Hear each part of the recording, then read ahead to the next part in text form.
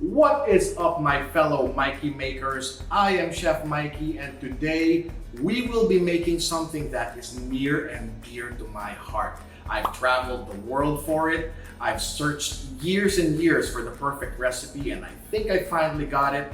I've entered competitions for this. Today, we will be making an authentic Spanish paella mariscos or seafood paella.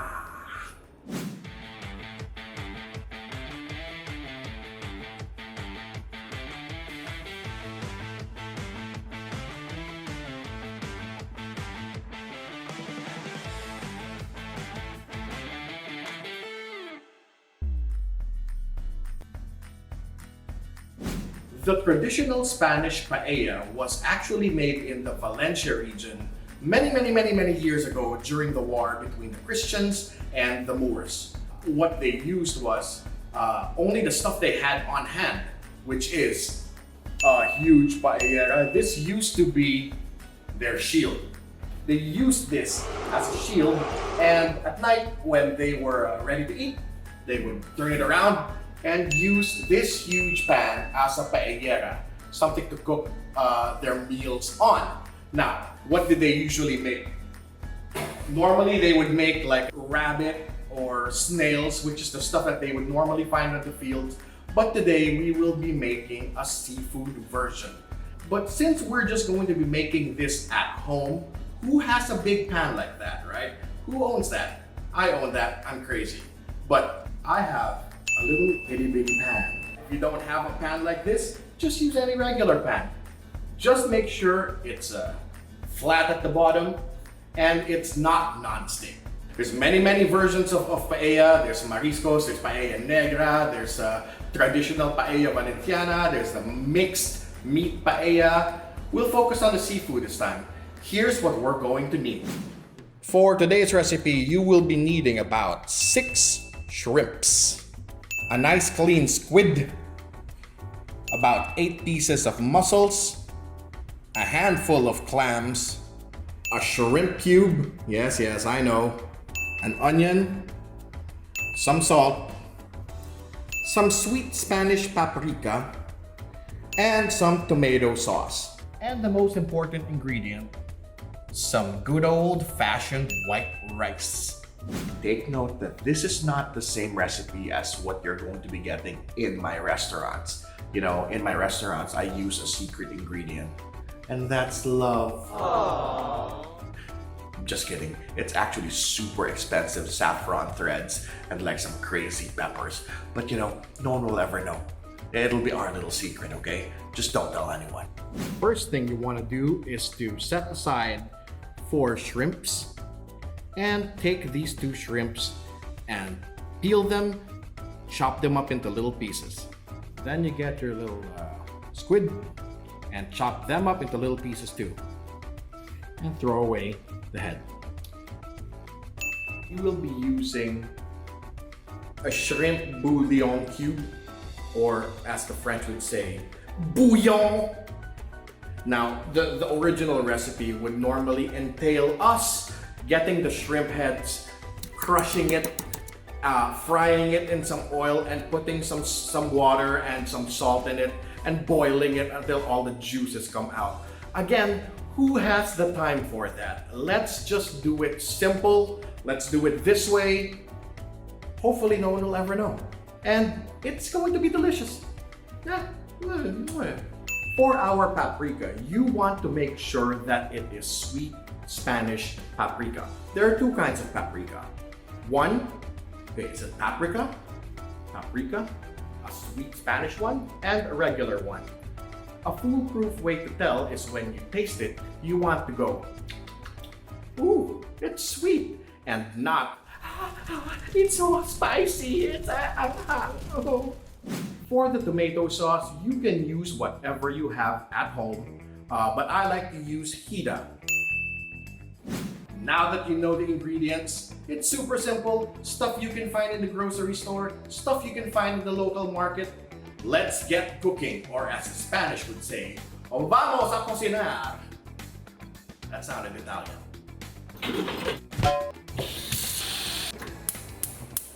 Bring about 5 to 6 cups of water to a boil.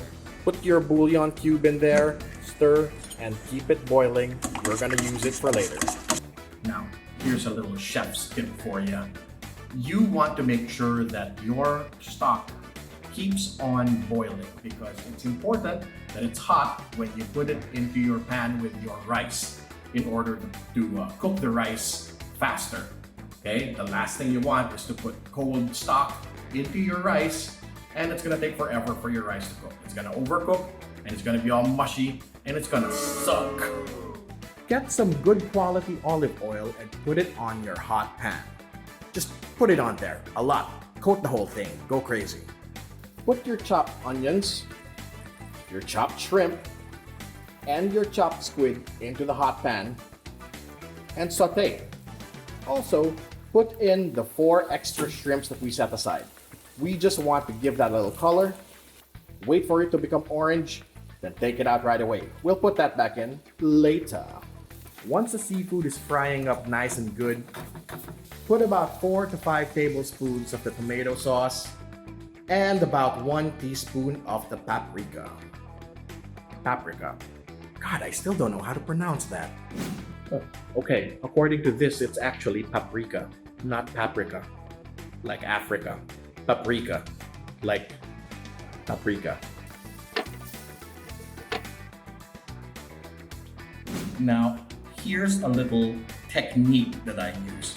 I don't normally say this to anyone, but it's gonna be our little secret.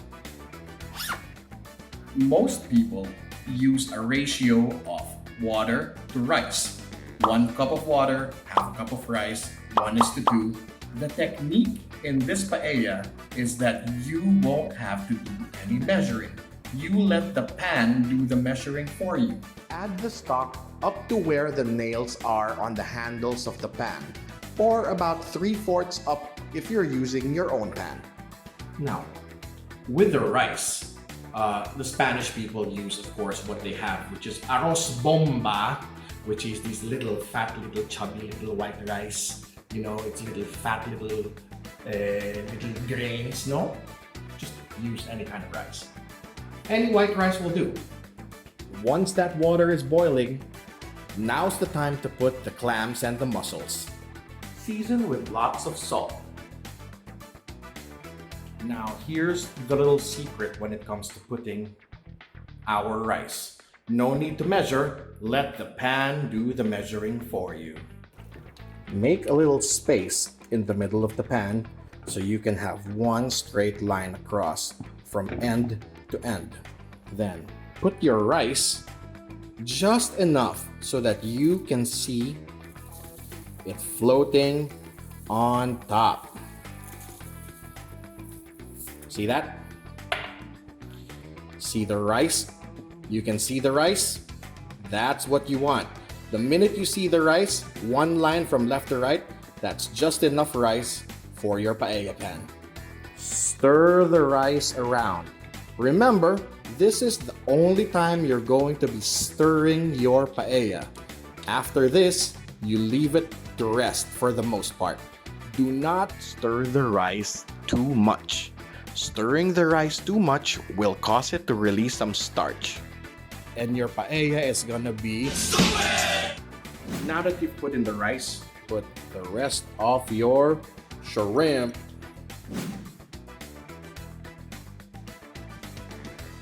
How do you know your paella is done? You smell it, you'll smell a slight burnt rice smell, and you'll hear it. You'll hear like a little bit of a crackling frying sound. That means the oil from the top of the water has reached the bottom of the pan, and now the rice is toasting up, giving it that perfect sokarat. That's the tutong, or like the little crispy under part. Yeah, trust me, you're gonna love it. Now you see it bubbling away right here. You see little bubbles over there. It's nice and thick and like viscous, you know? It's not like little crappy, shitty bubbles that you go away. It's like nice and thick bubbles. That's when you know your paella is gonna be good. When you have thick, oily bubbles that you see on the surface. Oh, and the rice, you can see the rice too. Oh, yay! I can smell a faint smell of like toasted rice, and I can hear a little sizzling. That means our paella is done! Wet a dish towel and place it on a table. Take your cooked paella and put it on top of the dish towel. This will stop the paella from cooking and burning your perfectly cooked cocinar.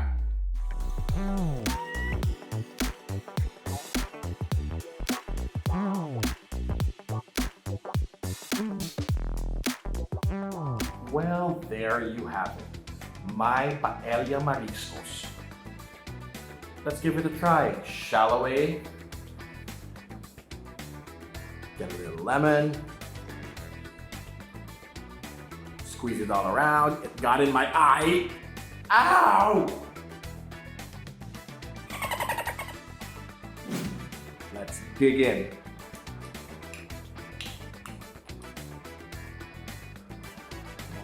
Oh my God, look at that. Nice and smoky.